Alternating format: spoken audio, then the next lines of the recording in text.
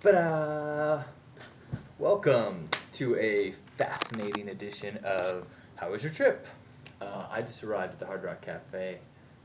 Let me take that a step back. It's no cafe. This is a Hard Rock Hotel, and quite frankly, I've never been a fan of the Hard Rock Cafe. The idea of it's like a Carlos Murphy's, but with a rock and roll attitude. That's just never really.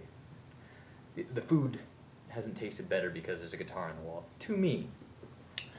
So I have never really had a desire to be at the Hard Rock Hotel, but it's pretty damn nice. I was loving it. It's got lots of cool stuff.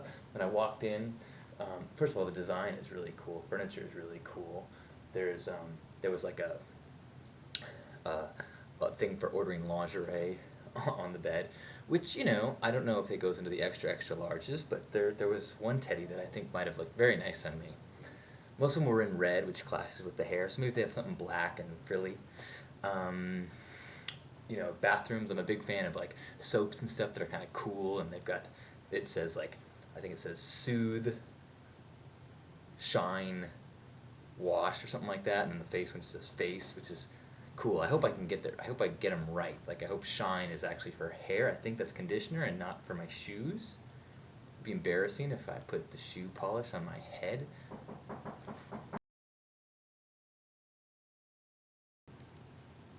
And we're back. Sorry about that. There was a knock at the door. Apparently the minibar attendant had work to do, and who am I to get in the way of a man's job?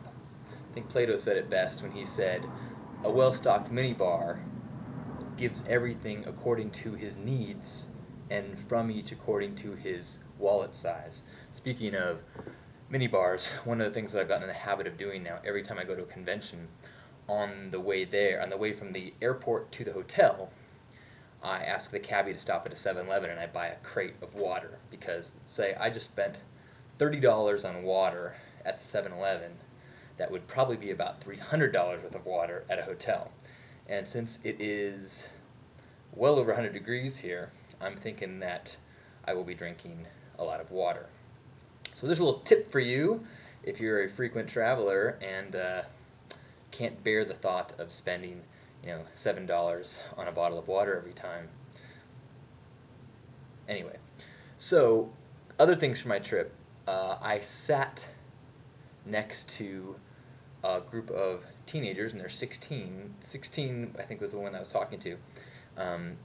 Struck up a conversation with me, and they were on their way to Chicago for some convention, which turned out to be a Baptist convention. And when I asked her the type of Baptist, she said, basically the very conservative kind. She goes, we're not Amish, and I was like, oh. So I said, well, don't take this the wrong way. Are you the Baptists that are in favor of having gays and lesbians in the church? Or she goes, no. And I was like, okay.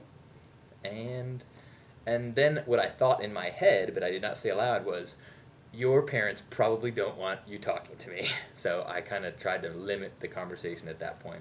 Although all of them wanted to take pictures with me, which hopefully will not get back to their parents and make a connection between who I am. Maybe I'll just be a pink-haired guy in the airport.